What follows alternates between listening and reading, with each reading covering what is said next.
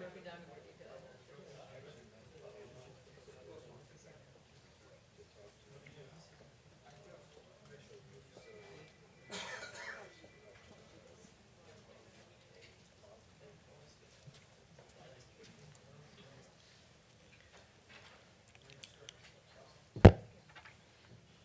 can start. Good afternoon. Thank you for coming. This lecture also is broadcast, and there are people online, which if they have a questions, they may put it on the chat line, and she's going to read your questions after the presentation. So this is the 7th annual Distinguished Lectureship Series between Armour College of Engineering, Chicago Council on Science and Technology, known as C2ST, and also WISER, which is a stand for Wenger Institute for Sustainable Energy Research. Today, we have a pleasure to have Dr. Paula Gant and Dr. Gant Wissmiller, both from GTI. Dr. Gant could not make it because got stuck in Washington because of weather. The plane did not leave Washington, and she's joining us through the via Zoom link, and you could see her right there. Let me introduce our distinguished lecturer today. Dr. Paula Gant is the president and CEO of GTI Energy. GTI is a leading research and training organization focused on developing and scaling low-carbon, low-cost energy transition solutions. She has a passion for building the collaborative team and making significant impact. With 2 decades of experience in the energy leadership, she was in U.S. Department of Energy as Deputy Assistant Secretary for International Affairs and Deputy Assistant Secretary for Oil and Natural Gas, and also working as a leader in the Natural Gas and American Gas Association and Duke Energy. Dr. Gant is established and respected thought leaders in energy systems and the markets. She is a graduate of McNeese State University in Louisiana and Auburn University in Alabama, and she's joining us via the Zoom. Now, Derek, that has been with us since late this morning, since lunch. Derek Wissmiller is the Director of Energy System Modeling at GTI Energy.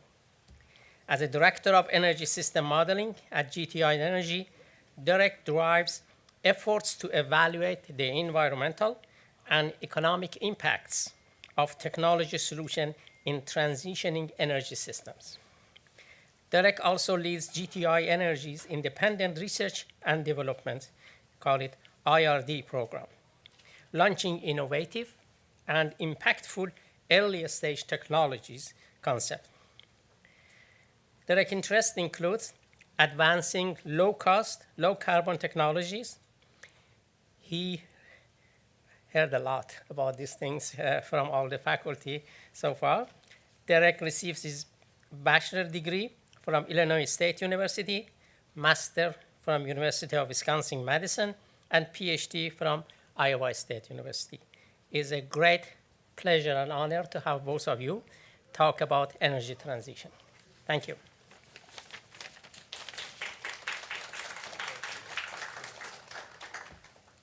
Paula, I think we can kick it over to you. I don't know if your voice is coming through in the room here. Here we go. Let's try the unmute button. That works. That works. Awesome. Technology. Love it. Good afternoon, everyone. It is a pleasure to at least be able to be with you virtually.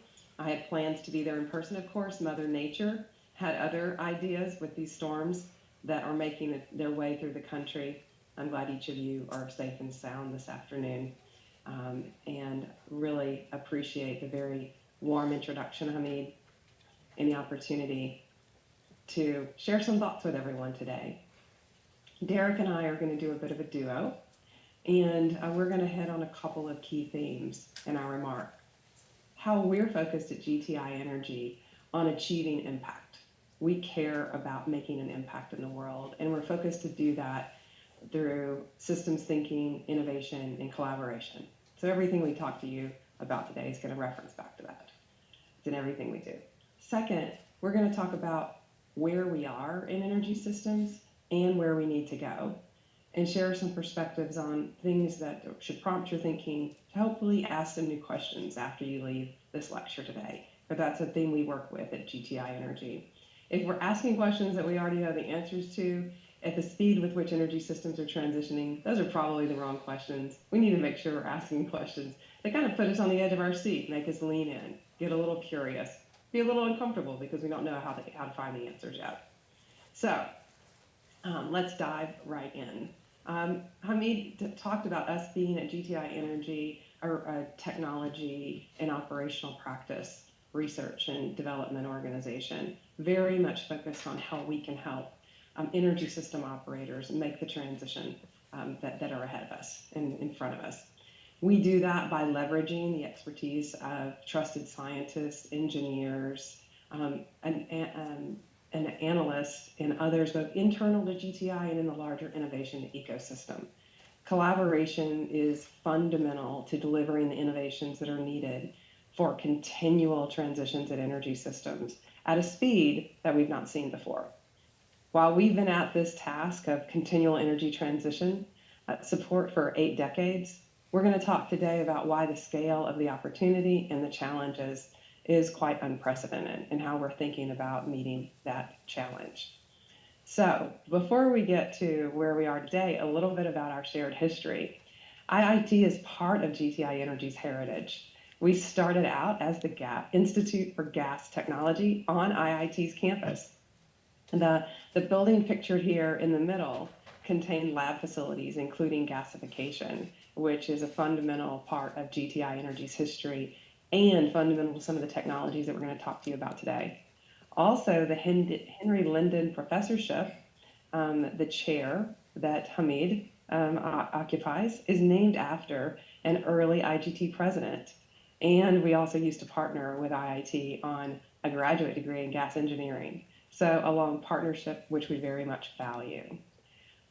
So I'm going to start with setting a frame on how at GTI Energy, we're thinking about building solutions with the goal of shaping low carbon and low cost energy systems that leverage gases, liquids, and infrastructure. Why low carbon and low cost?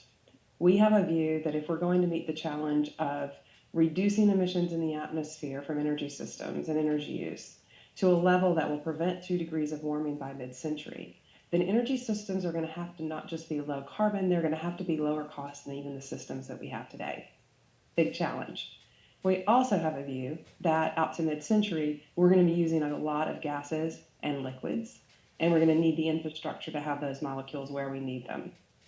So as we focus on that challenge, we are also seeking to make sure that we are considering the impact of all of this on the communities that these systems serve, as well as the economies and the environment. So as we set upon that vision, and we have 3 pillars that really frame thinking of how we create impact, things that we keep front of mind all the time. Systems thinking, innovation, collaboration. We are intensely interested in how things work, how new technologies and practices get integrated into existing energy systems, how you demonstrate how all that's going to work, how we all learn together, how we activate all of the people involved with shared tools, knowledge, and importantly, a shared sense of purpose. So our next slide, our systems thinking approach then leads us to work on innovations in many aspects of energy systems. We think about how we source energy, how we make fuels, how we move liquids and gases, using transmission, delivery, and storage infrastructure, for example, plus how we are going to use them or how we're going to convert those molecules or those fuels into value, our productivity, our mobility. This broad view is our landscape for innovation in technologies and operational practices. The operational practices are how we put technology to use. This drives our thinking about how we can contribute to accelerating deep decarbonization economy-wide, a theme that we're going to touch on as we go through our remarks today. We are looking at, as we examine this frame, where we are in energy systems and where we need to go. Again, holding this vision of low carbon and low cost energy systems and working in community with others to create the connecting pathways that are going to get us from here to there. With that frame, Derek, over to you to fill in the frame a bit. Excellent. Thank you, Paula. And want to echo to Hamid, thank you so much. It's been such a warm welcome getting to spend some time with y'all this afternoon, and honored to have a chance to continue sharing kind of our organizational view on how we need to approach this energy transition. So Paula's framed it out well, right? Systems thinking, innovation, collaboration, right? We need to be looking across value chains. As an R&D organization, we have the benefit that we work in every single step of this value chain, right? We work in how we source energy, how we make energy, how we move energy, store and use energy, right? So we've got a very nice kind of holistic, comprehensive view for thinking about the kinds of things that need to come together from a systems level for energy transitions. So as we think about energy transitions, right, systems level view, super important. We also think it's really important to be grounded in a clear-eyed understanding of the energy system that we have today, right? How does that energy system operate? What are the aspects of that energy system that may persist into the future? What are those elements that give us that affordability, that resiliency, that reliability, that safety, so that we can make kind of informed, forward-looking decisions as we start to march forward in time? And as I think about kind of today's energy system, right, there's a lot of ways that you could try to distill that down into one figure. I kind of like this view, which is thinking about the final energy that end-use customers use. So if you're a customer, you might go buy a liquid fuel to drive your vehicle. You might go buy a gaseous fuel to heat your home. Might go purchase some electricity to turn the lights on, right? So when I say final energy, it's really those end-use kind of energy products that go to market. This is a snapshot for that kind of breakdown in the US. It's about 50% is liquids, about 25% is gas, another quarter is electricity, and a little bit of share of kind of direct solid use at point of end use. So kind of putting it all together, right, there's a heavily reliance on fuels today. Let's drill into the electricity a little bit. There's a little window up there of this kind of intermittent, right? This is the wind and the solar. Right, we don't control when the wind blows, when the sun shines. That's a small share today, and granted this is 2020, so maybe a little bit outdated, but kind of a small share today, but certainly we expect that to grow. But in order to bring those renewables onto the grid, such as the microgrid that you all have here on campus, you've got to have firm power generation to balance that. And fuels are really well suited to do that. In particular, gas-fired generation is a major lever that's kind of used in order to balance that intermittency. Right? It's really good for kind of cycling on and off. It's good for kind of ramping up and down at quick rates in order to meet demand profiles. So there's this other chunk of electricity in the middle that I don't have labeled, right? That includes a variety of things. It includes some hydro and on and on. But the bulk of what is in that middle piece is also fuel. It's coal and it's nuclear. So you take this whole pie chart, right, thinking about the energy that goes out to end-use customers, and it's underpinned by fuels. It's about 95% or more, right, is all underpinned by fuels. And there's historical reasons that have led us to that being our energy system of today. But there's also some kind of inherent reasons that have led us to have this energy system today. Fuels are inherently energetically dense. They're very stable, right? They hold energy in that particular form over long periods. That makes them really easy to move, to store energy. And so it's with those properties in mind that we have leaned on fuels as a big part of our energy mix. And we've done that for decades and decades and have built out a lot of infrastructure around those fuels. Massive kind of pipeline infrastructure and electric grid infrastructure for that matter, and very large storage infrastructure. So I want to dive into the storage piece just a little bit. If you look at the amount of storage that we have for kind of gas in the United States, there's enough to meet about 8 weeks of average demand. And what I mean by that is if we stopped producing any gas today, right, I have enough storage, a big enough container of gas sitting underground that I could heat homes, I could drive industrial processes, I could power gas-fired power generation for about 8 weeks on average. That's a vast storage capacity, both in terms of duration and also in terms of kind of scale, right? If you take the blue on that plot, you add in that little bit of orange up there, right? That's about a third of that pie chart, about a third of all final energy we're able to meet for 8 weeks. If you cast that to liquids, it's a similar story, right? It's about 50% of our electricity, or of our liquids, final energy is underpinned by liquids, and we've got about 7 weeks of storage capacity. Come back to that share in electricity, right, that's not labeled. Once again, that's coal and nuclear today, largely. Similar story, right? Several weeks of storage underpinned there. So you take this whole pie chart, right? It's about 95% of it's all underpinned by fuels. We've got many, many weeks of storage, and that's the energy system we have today. Now, we need to be thinking about the future, right?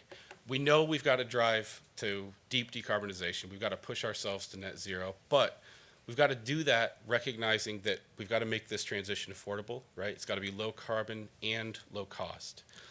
We also know that, say, that share of renewables, right? This is going to grow. But as that grows, we're going to need ways to balance out that intermittency, right? So we need forms of energy storage. We need ways to ensure the reliability of meeting energy demand. One of the advantages of, say, this level of storage that we currently rely on, it gives it a mechanism, right, to kind of handle perturbations in the system, right? We have a disruption in stored energy. We've got this, our supply of energy. We've got this big storage, this big squishy cushion to kind of dampen that out so that we can still meet demand.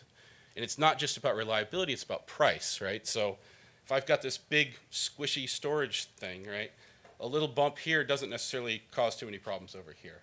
So this level of storage capacity certainly factors in.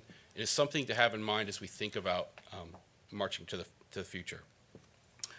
So in doing that, GTI, we've done some work in the space trying to kind of understand at a systems level, what's it going to take to get to deep decarbonization. But we also, coming back to our pillars, right, recognize that, yes, we need systems thinking, but we also need collaboration, right? There's power in bringing different perspectives to a question this big and this important. So it's with that kind of pillar in mind that we have formed the Low Carbon Resources Initiative with EPRI. So this is a joint research initiative, a 5-year program between GTI Energy and Electric Power Research Institute, EPRI. This is supported in collaboration with over 50 different industrial sponsors. That includes electric utilities, that includes gas utilities, that includes oil and gas players, that includes manufacturers, OEMs, includes engineering firms, EPCs. It's really a true kind of 360 view of kind of the energy system, and it's global. So we've got a meaningful presence in the US, but there are participants from Europe, participants from Asia. The focus of this initiative, LCRI, is on trying to understand the kinds of technologies that we've got to get deployed at scale to reach our net zero targets by mid-century. Now, under LCRI, there's several different technical tracks. One of these is what we call our economy-wide net zero analysis, and I've been GTI's lead on this effort over the last few years. This is a 5-year program. The first 2 years of that were us to go do a deep dive to really lay out a credible kind of economy-wide analysis of the United States to get us to net zero. The results in these pie charts here are one itty-bitty small little sliver of the giant set of results that came out of that study. The representation of the results here is identical to what I was showing before. So this is final energy. This is energy used by end-use customers. The 2020 plot is identical to the plot that I was showing on the previous slides, right? So it's that same kind of framing. On the right, the 3 pie charts are representing kind of different versions for what it might look like to get to net zero. We've got an all option scenario, a higher fuel cost scenario, and a limited option scenario. And as you go kind of from left to right across those, we kind of become, say, less optimistic about what the cost will be for certain technologies, what the availability will be for certain technologies. So 3 different looks. This is all very technology focused. And as you kind of go from 2020 out to 2050, I think the thing that pops out is you see that orange share grow, right? You see this amount of electricity that we use at end use grows considerably. And I don't think that's surprising, right? We know renewables are going to grow. We know that we're seeing uptake of electrification in, say, light-duty vehicles. So I don't think that that necessarily surprises people. What I think is really interesting, though, is how much of that is not electricity, right? These are in partnership with electric utilities, EPRI, right? Full 360 view of energy systems, and trying to get to a level best economy-wide, right? What's kind of driving towards a low-cost solution to get to net zero. And it turns out that you need a lot of fuels, right? Upwards of 50%. And when I say fuels, I mean a whole variety of things, right? So that can be biofuels, that can be synthetic fuels, that can be in the form of kind of hydrocarbon liquids, that can be in the form of gases, right? So this can be renewable gas, synthetic natural gas, hydrogen, even ammonia. And it can still include some fossil fuels with carbon capture, right? Where we're greatly decreasing the carbon footprint associated with those fuels. So this is one effort to try to get to an understanding of the future, right? One effort to try to get to an understanding of what's the role of kind of fuels, what's the role of infrastructure. More to come as we continue on this journey to understand how we're going to navigate this energy transition. So Paul, I'll flip it to you. Thanks, Derek. Okay, zooming back out on the frame again, looking out to mid-century as Derek has pointed us to, thinking about ultimate energy use. This sets out, we're going to still be using a lot of gases and liquids out in mid-century. And the characteristics of those may change, right? We're going to expect those to be lower carbon. We're going to expect that we need to use them in ways that keep emissions out of the atmosphere, right? Potentially, not combusting them, for example. And we know that we're focused on what are the innovations in those processes that are going to get us there. We're going to use these molecules. We want to get it right. And the International Energy Agency, when it looks out to 2050 in its net zero analysis, observes that to get to net zero, about 50% of the emissions reductions that are necessary are going to come from technologies that are currently at the demonstration or prototype phase, right? They're not at market yet. We haven't proven them up. That means that really disruptive innovation is going to need to take place this decade to bring new technologies to use in time, to integrate them into the system, existing energy systems at the scale and the speed that we need, is going to take systems thinking and collaboration. Again, something that's core to what we do at GTI Energy and we're very focused on. So with so many possible pathways and so much innovation needed, how do we know where to focus our efforts? This is something we spend a lot of time talking about. I would point you to, next slide, Derek, last year's Inflation Reduction Act, federal policy, as beginning to give us some directional mapping of where to focus and where we might go next in pursuing deep decarbonization across the economy. This is federal legislation passed last fall. There's been a lot of talk about it being the biggest climate policy that we've ever enacted, $395 billion. But it is also industrial policy. It begins to map out the transition of existing energy systems, fuels consumption and production and networks, manufacturing and industry. It goes beyond a focus on what we focused on today, a lot of uses that can be, and systems that can be electrified, and into how are we going to decarbonize the entire economy. That means a focus on hydrogen, biofuels, sustainable aviation fuels, turning CO2 to value, a variety of things that we need to innovate in the science and technology and engineering. We need to demonstrate how they're going to work. We need to do that at speed and scale that, quite frankly, we all haven't done together yet. But we do have the policy in place now with the Inflation Reduction Act that begin to incentivize that. So with that frame up, we've got federal policy that's beginning to draw a lot of investor and boardroom attention on how to invest to get started on energy transition. Let's zoom back out a little bit and talk about the technologies and systems that GTI Energy and our partners are advancing, where we're focusing in this next period of transition.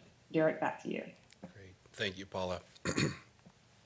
Yeah, so systems thinking, collaboration, innovation, right? IRA really put kind of a shot in the arm to underpin investment in innovative solutions. Let's start to talk about some of the things that we've been working on at GTI. So first technology I'll get into is what we call our IH squared technology. Stands for integrated hydropyrolysis and hydroconversion. This is a technology that's got a very elegant kind of integration process to allow us to take biomass feedstocks, organic feedstocks, and turn those into drop-in fuels. So when I say biomass, I mean things like wood or forestry waste, agriculture waste. Could be things like algae, could even be like municipal solid waste, right? So a diversity of kind of non-food bio feedstocks. When I say drop-in fuels, I mean things like jet, like diesel, like gasoline. And that drop-in word is really important, right? What comes out of this process is a set of liquids, liquid fuels that meet specification, right? They meet ASTM, they meet ISO kind of standards, which is impactful and powerful. It means that we can produce those liquids today, we can go put them into our existing infrastructure for how we move energy, for how we store energy, and we can put it into our existing equipment for how we use that energy, right?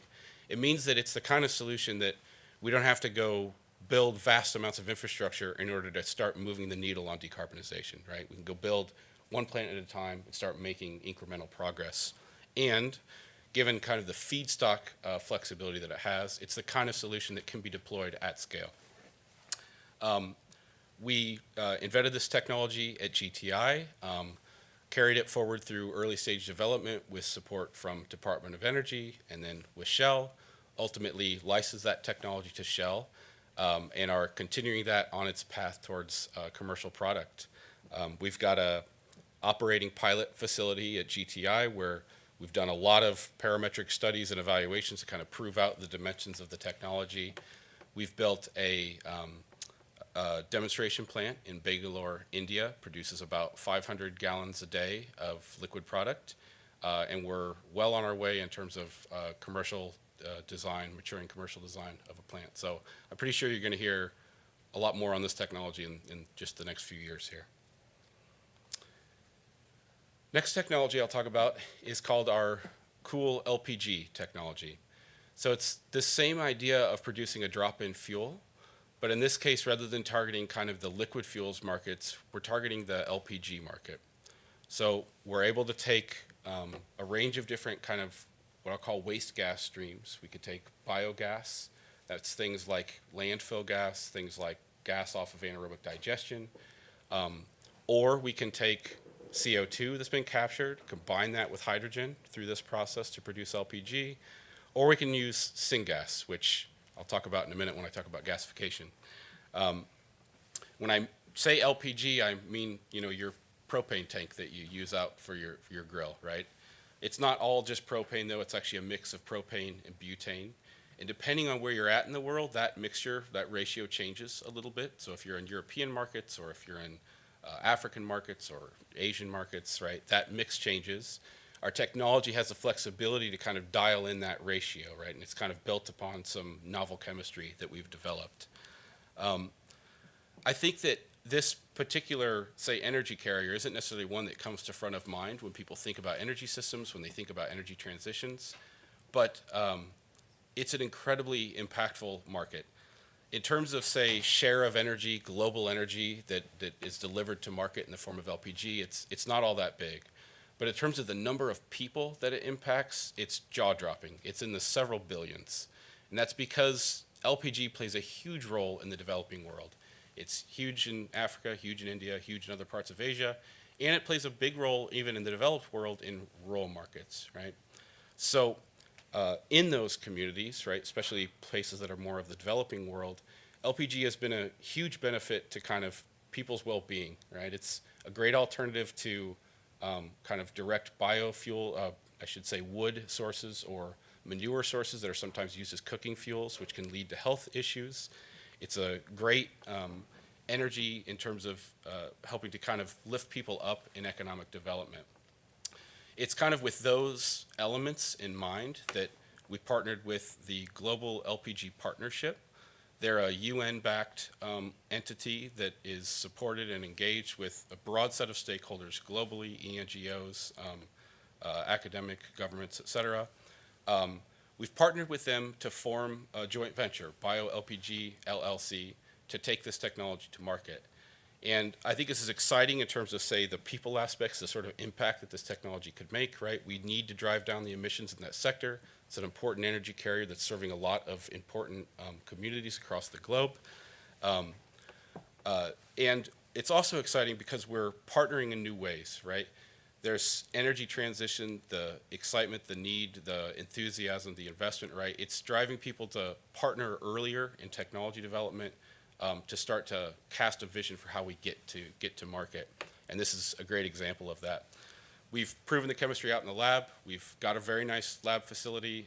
We're in the process of scaling that up and working with several partners across the LPG space to take that along. All right, next technology, which has very deep roots with IIT, gasification, and in particular, UGAS gasification, which some of the faculty, including Hamid, are familiar with and have a hand in some of the early stage development many years back. Gasification is this kind of platform technology to take a whole range of organic materials, run them through a conversion process to produce syngas. Syngas is primarily hydrogen and carbon monoxide with some other component gases. But those two molecules, right, hydrogen and carbon monoxide, they're kind of these beautiful little building block chemicals, right? If you break down and you've got those two and you put them in the right ratio, you can do all sorts of chemistry to produce all sorts of different products, fuels, chemicals downstream. So our roots in gasification go way back. Our facility, our lab here at IIT, when we were founded, had gasification in it. The technology has advanced over that time, though. There have actually been advancements in the last 80 years, believe it or not. The UGAS encompasses many of those advancements, and happy to get into the details a bit in the Q&A session. But long story short, you get higher performance with lower costs, and it's in particularly well-suited for biomass feedstocks. And it's with that and recognizing this energy transition that in 2019, we took our technology, we spun out SunGas Renewables. That organization has had tremendous growth over the last few years, specifically looking at woody feedstocks to a range of different low carbon fuels. Really exciting news, at the end of December 2022, formed a partnership with Maersk, one of the giant shipping players. In particular, in the maritime sector, there's a lot of interest in trying to drive down emissions, find alternative fuels. Methanol, low carbon methanol, has kind of bubbled up as one of great interest. And so we formed a partnership with Maersk to start providing low carbon methanol. All right, so I've talked a lot about kind of these bio kind of pathways. Another thing that's very deep in our DNA and our roots and our heritage, where we spend a lot of time working, is in hydrogen. And just kind of simplified diagram of three primary production pathways. On the right is biomass gasification, which I was kind of just talking about a moment ago. We can, on the left, right, go through an electrolytic process to take water, put in electricity, split that to make hydrogen and get oxygen as a co-product. And then there's a suite of kind of methane pathways, right? So primary constituent in natural gas is methane, but we can also get methane from kind of these waste gas sources that I was mentioning a little bit ago, say anaerobic digestion, landfill gases. So lots of ways to get methane as kind of a raw energy source. We can go through either a methane reforming process or a pyrolysis process, produce hydrogen, and we can grab the carbon out of that, either as CO2 or as carbon black, to get us into a low carbon hydrogen production regime. GTI's got work in kind of all of these space, and happy to dive into more on that in the Q&A session. But with that, I've talked a lot about production. Paula, back to you to talk about other parts of the energy value chain. Thanks, Derek. Yeah, I love this simplification of the multiple pathways we have for hydrogen production. Because any time we have innovations and technologies, folks that are working on one of the pathways tend to focus on talking about that, and we don't often hear sort of a perspective on the wide array of pathways or a wide array of solutions on these multiple pathways that we need to pursue. And this is something that we spend a lot of time thinking about. How can we be helpful in advancing different aspects of each of these pathways? And that gets us back to our systems thinking, always front of mind. To take advantage of hydrogen's flexibility, we need disruptive innovation and scaling the production technologies for how we make it. But we also need innovations in how we move it, we store it, we use it. And again, looking at how we can collaborate with a diverse set of stakeholders and partners to de-risk our experimentation, right? So we're not all going it alone. That we're experimenting together and we're maximizing our learning as we collaborate on research projects and inquiries and analysis, as we engage in demonstrations to figure out how things are going to work and how are we going to integrate and leverage hydrogen in these low carbon, low cost energy systems, while making sure that we maintain safety, reliability, affordability, and expand access. So these are some areas where we're engaged with others in answering some of these questions. HyBlend focusing on what are the impacts of moving hydrogen-rich gas through existing infrastructure. So adding hydrogen to natural gas supplies in existing pipes. What is the impacts on materials, equipment, seals, for example? What are the research questions that we need to ask next? Working with the IEA, the International Energy Agency, on the global view of hydrogen's potential. So we can help get good data and analysis out there so investors know where to focus their energy and their investments. And in California, working with those who are working to scale up hydrogen in light-duty transport on the Hydrogen Fuel Cell Partnership, which is focused on access to hydrogen fueling infrastructure for light-duty vehicles, something that still has tremendous promise and potential.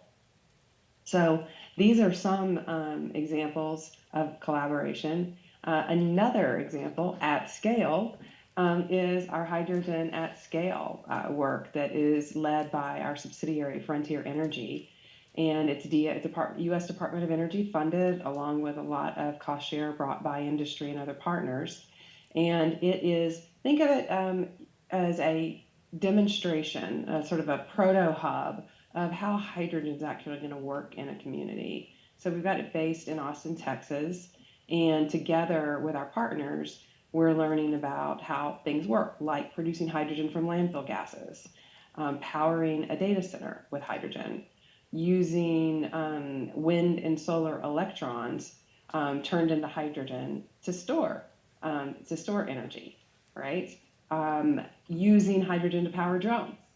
So it's sort of this like a working test lab of how is all this stuff going to work together with industry, academic, government partners all learning together, going into the field, figuring things out together, figure out how we're going to integrate them so we can scale up and get there faster.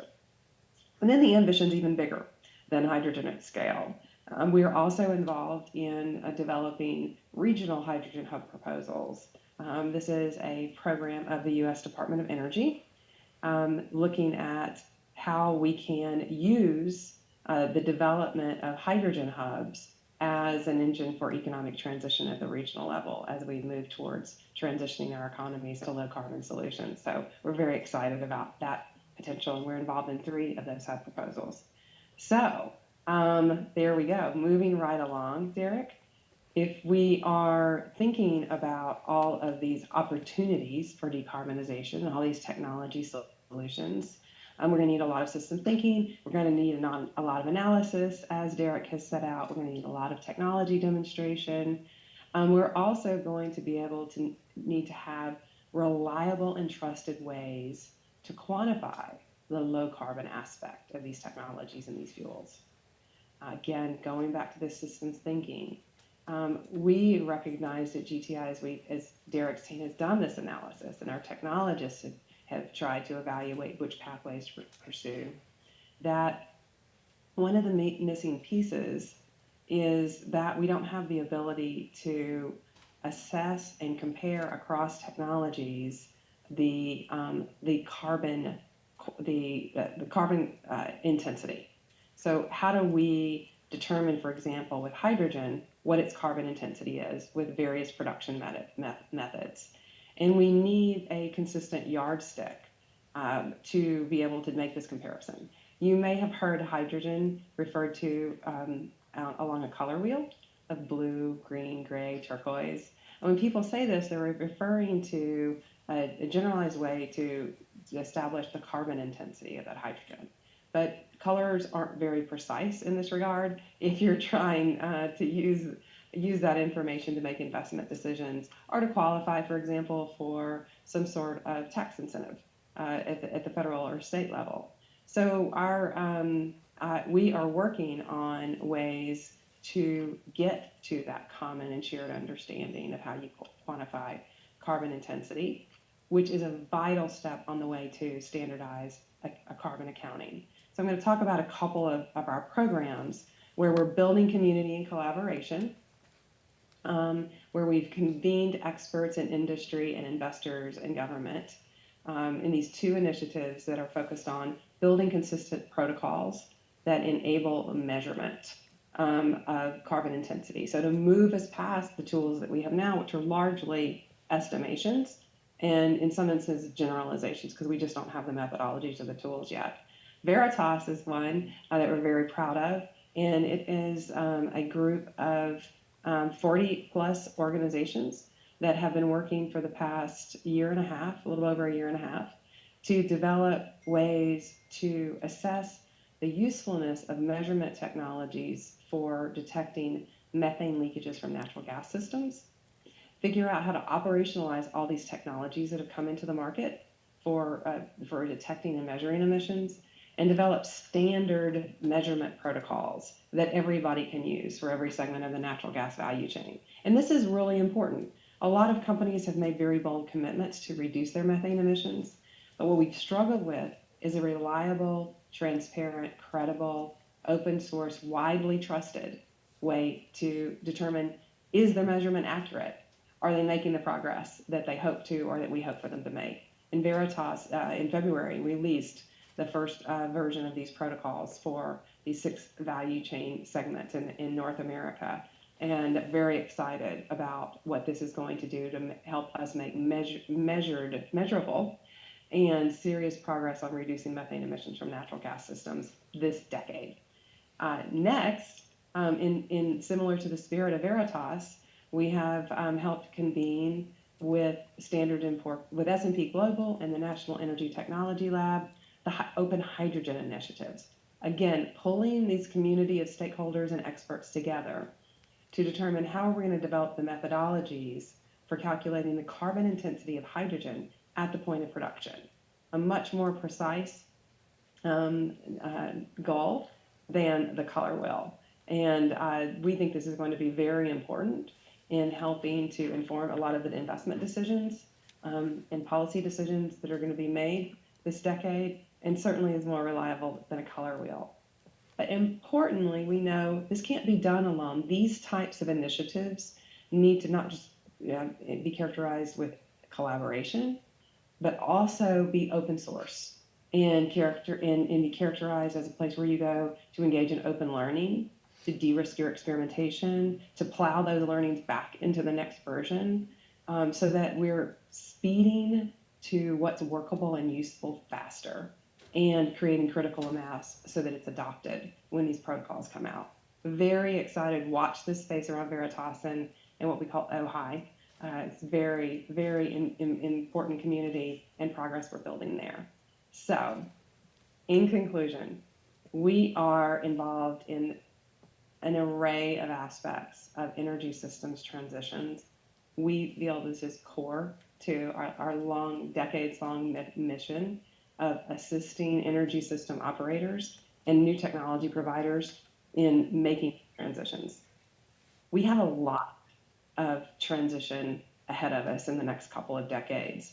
The scale and speed that we've never done at the same time before, we're sort of compressing things, but I'm deeply optimistic because of the way we're seeing people work together, engage in open innovation and open learning together, and because people like you who are curious about how you can contribute and are actively conducting research, experimentation, and demonstration to help answer some of these questions. So maybe now we have a little bit of time to take some of your questions. Please go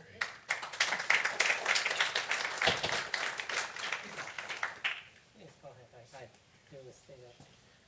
Any questions from audience here? Professor Taymor? I want to ask about the IH squared process. Many years ago, a group of us went and visited the pilot plant, and we had a very nice tour there. Thank you.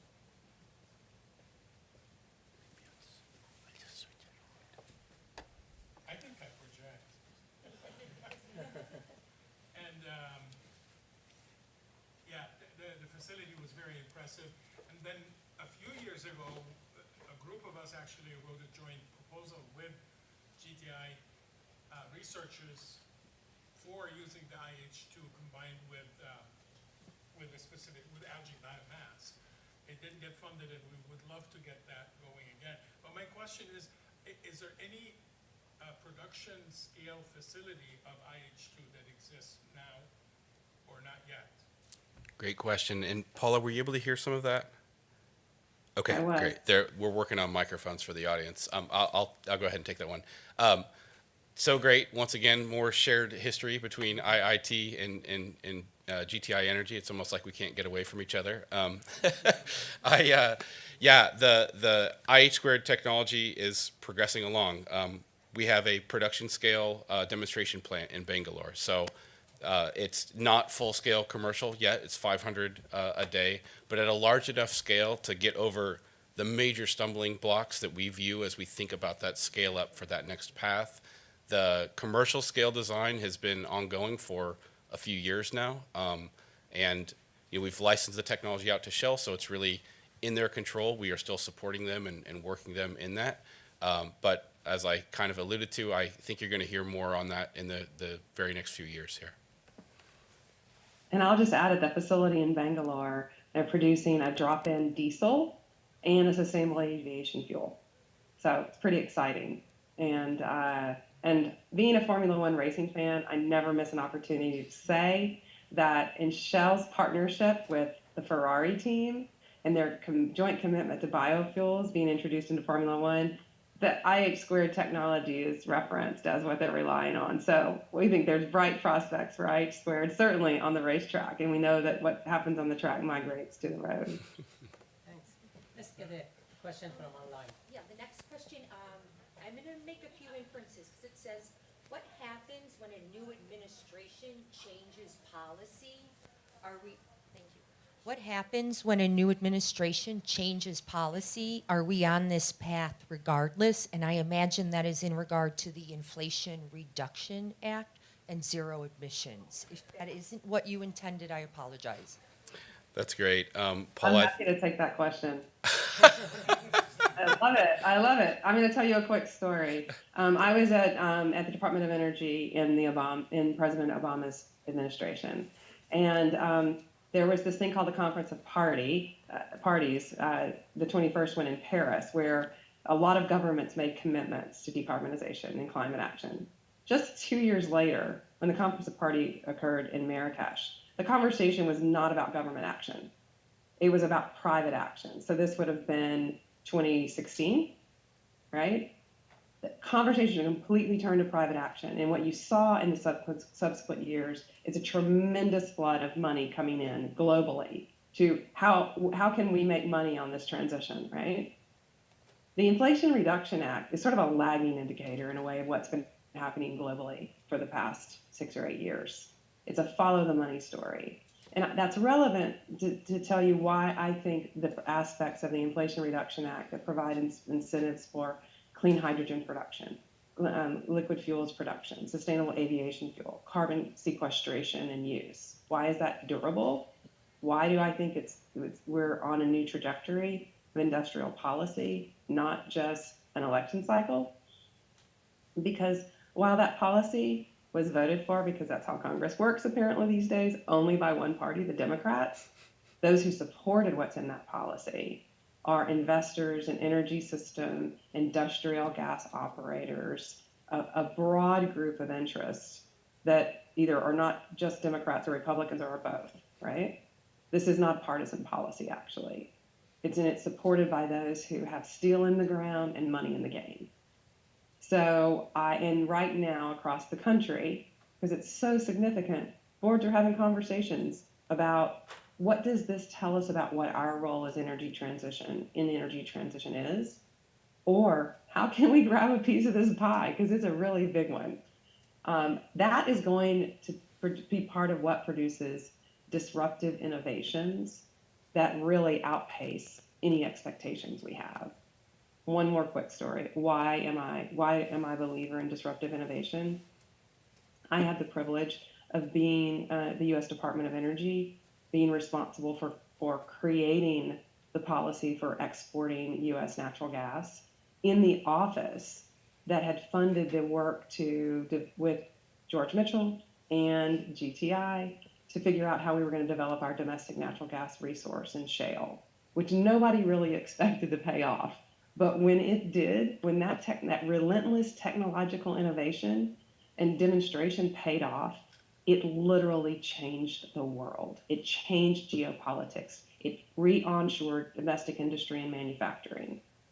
I expect that we'll see that across all of these pathways that we're pursuing in energy transition. And the payoff is going to make these the federal support for it very durable, I believe.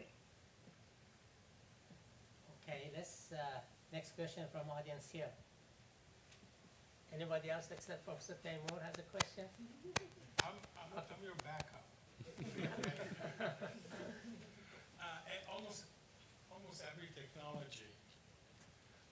almost every technology that we have seen on screen today has a little light gray arrow that is almost trying to disappear from the view called captured carbon dioxide, right?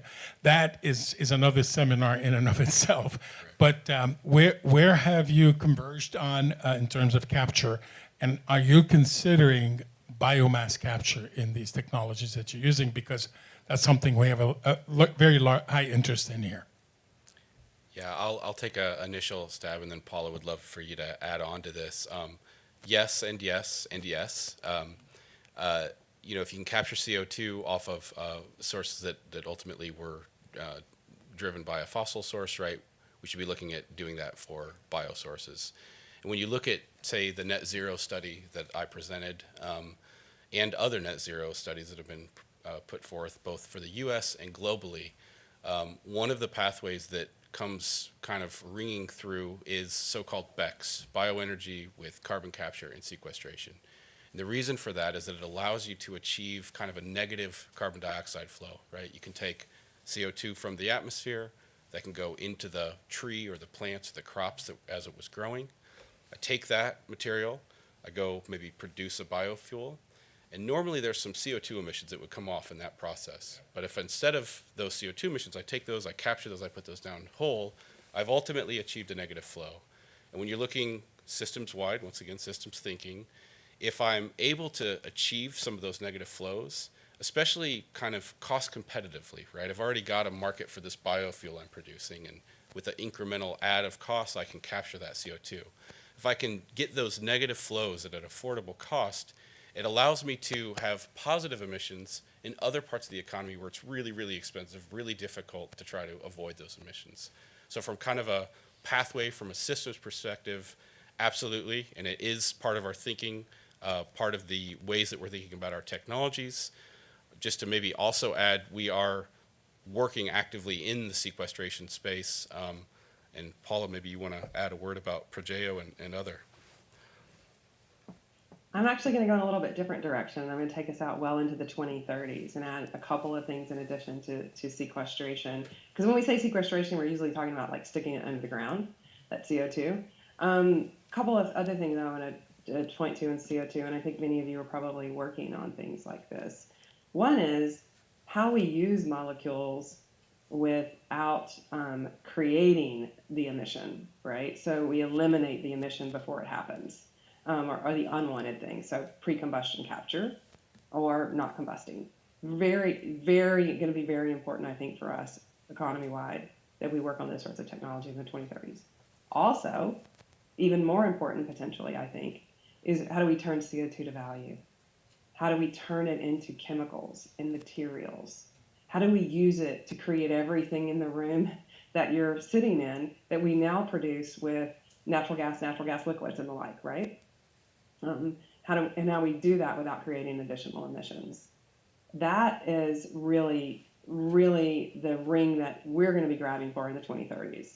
And I think it's fundamental to us actually getting to goal on reducing CO2 in the atmosphere. We're going to have to make it economic. We're going to have to turn it to value. We're going to have to figure out how to do things like sequester it in structural building materials. So we're sequestering it in the built environment, which keeps expanding rapidly every decade, right? If we turn CO2 into building materials, that turns the economics of emissions on their heads, that's the stuff of effective energy transition. Thank you. Paula, could you elaborate a little bit more what currently you are using for conversion of CO2 to useful product? I would say this is a vision, but Derek, do you want to talk about some of the things that we have on those pathways? Sure, I can talk a little bit. One of the technologies that we've also got in the hopper that I didn't present on is similar to our Cool LPG technology, and I guess actually I mentioned it briefly in Cool LPG. So with Cool LPG, I mentioned that we've got this opportunity to use biogas as a feedstock to produce LPG. There's also the opportunity to take CO2, combine that with hydrogen, say a low carbon hydrogen, feed that in as a feedstock to go produce LPG. So that's one of the pathways. We've got kind of a sister technology to that we, instead of Cool LPG, it's Cool GTL. That's more focused on liquid fuels production and upgrading. We've got a few others that are technologies that are a little earlier stage, a little smaller scale at the moment, that are also kind of looking at how do you turn CO2 to value. How do you maybe get beyond, as Paula was alluding to, fuels and start to think about different kind of commodity chemicals? Yeah. We have a technology under Dr. Asadi's lab that we are more than happy to talk to you about. Perfect. Let's hear something from people on the audience online. This question has been upvoted almost 10 times, and it's not your actual traditional question. What got each of you interested in the work you do? Did you always like science and engineering? Inquiring minds want to know. Well, maybe, Paula, I'll start because they threw in the word science and engineering. So I think I've just had an inquisitive mind. I grew up in a welding shop. I like trying to figure out how things work. I meandered through college, and I think that came up in discussions that I had with a few of you today. It took me until a few years into grad school before I took heat transfer, and I had done undergrad in physics and other things. Took heat transfer and took thermo, and all of a sudden it hit me, wow, this is fascinating. It's just intellectually stimulating. There's really unintuitive concepts at play. And wow, those are underpinning elements that drive energy, right? Those two things clicked, and then I switched schools and I went and got a PhD in biofuels. So that's me. So my quick version, I'm an economist, and I come to economics as a study of human behavior. I'm intensely interested in why we make the decisions we do, individually and in groups. And I just had the privilege of just literally falling into the energy industry at a really interesting and dynamic time, and having the opportunity to help people figure out in these periods of transition, when there's disruption, and you need to redesign things. You need to think about new ways of doing things. How we get people together that aren't used to working together, to bring their knowledge, to meld their interests so we're not working at odds around some common goal. And energy systems are so vital to every aspect of our life. You know, there's not a more dynamic space to work from my perspective, and people are how we affect energy transition. People are how we affect technological transitions. So how did I get into the, you know, I'm an economist, you say. What the heck am I doing with a bunch of engineers and scientists, right? After I left the Department of Energy and having run the National Energy Technology Labs oil and gas research program there, it became clear to me that energy system transition is going to happen at a local level where the investments are made, where the systems are, where the people are served. And what we're going to need to do is get people that have new technologies into the conversation with those people at those local levels to get this technology transition going. So it's still people, but it's about people and technology, and that's what energy transition is about. GTI is the place that we get to do that, right? Bring people together with technology and operational practice. So I am like a kid in a candy shop. Any question from audience? You have students? You have a question? Okay, let's have it. Hi. Professor, students first. Hi. Yeah, I work in hydrogen. I work on hydrogen actually. Have you guys made any progress in storage of hydrogen? Because that's one of the bigger issues. And also on a heavier note, how is it being a Ferrari fan these days? I apologize. I missed the very last part of your statement. Yeah, I mean, what it's being a Ferrari fan these days. She said she's a Ferrari fan. Oh, Paula.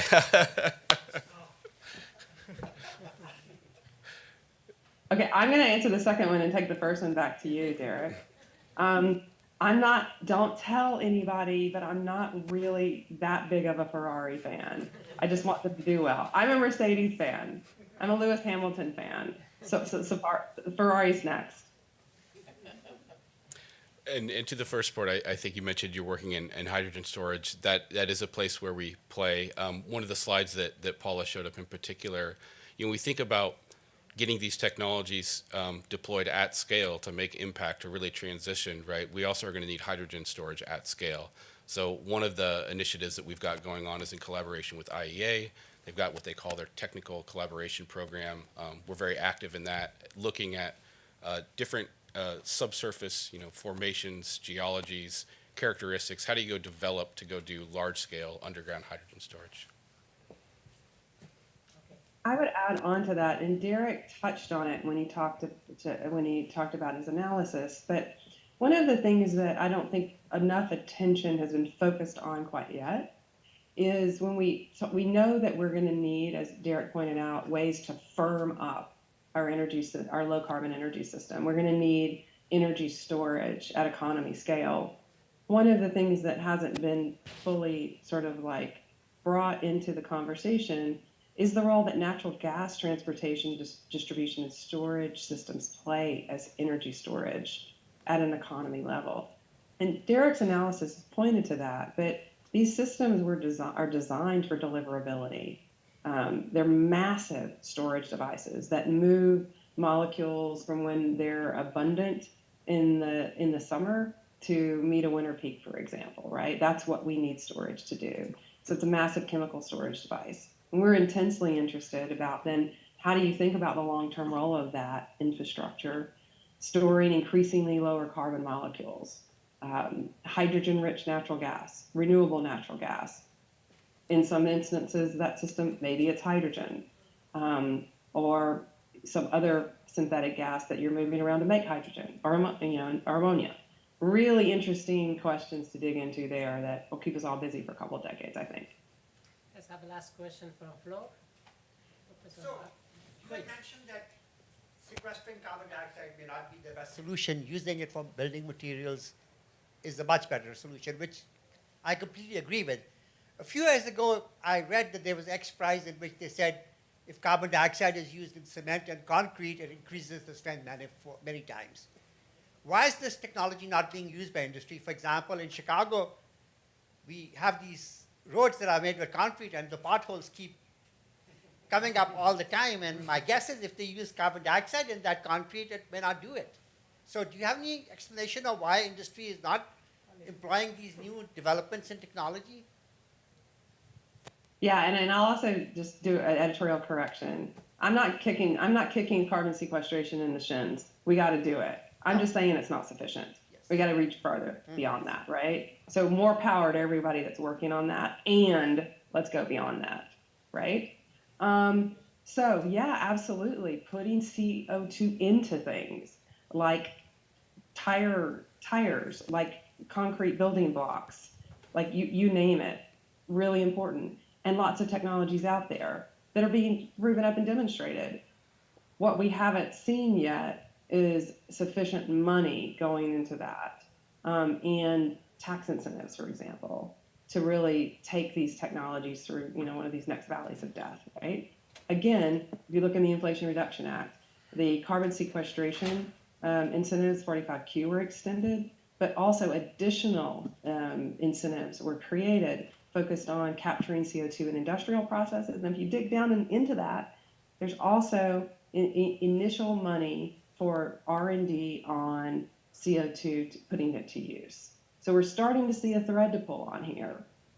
Follow that thread. That's going to attract investors. That's going to attract more money. That's going to attract getting to scale faster. Thank you. Thank you. Just absolutely last question from online. And I apologize if we've answered this already. Implemented on a large scale, would the waste that is used as biomass fuel have to be purposefully produced? And I think you've addressed that a bit. I can take a crack at that. The analysis that I showed there, our LCRI, those 3 pie charts, one of the knobs, right? There's a lot of knobs. You're trying to go economy-wide. There's a lot of technologies, a lot of things you can vary. One of those was exactly on that topic, right? We've got the all options on the left. We had on the far right a limited options. One of the knobs that we turned is we were more pessimistic, right? What if we are more limited, either through realities of land use, through policy, through et cetera, and more driven that we're limited in our ability to kind of grow purpose-grown crops. I do want to clarify that both in the main work that we do at GTI and in that study, that we're not looking at kind of food, right? These are more the structural elements of biomass, right? So-called cellulosic biomass, right? So we aren't really, the work that we've done kind of also in that analysis was based on kind of non-food feedstocks. It's a really important area of inquiry, though, right? There's a lot of focus on turning waste, and that's where we're focused, turning waste into useful things. But there's really clear adjacencies, like what is waste and what could be used for directly support human nutrition, right? Or the food chain. So lots of important questions that are going to need to be addressed and mapped this decade, right? Of what definitionally, how do you determine what we're going to use? How do you quantify its availability? How do you assess its carbon, its actual life cycle carbon budget? Lots of interesting stuff. Derek and his team are digging into it. Thank you, Paula and Derek, for very interesting and informative lectures. And we are looking forward for more interaction and collaboration between IIT and GTI Energy. Thank you. Appreciate it. Thank you. It's been a pleasure. So sorry I couldn't be there in person, but you traded up with Derek. Yeah.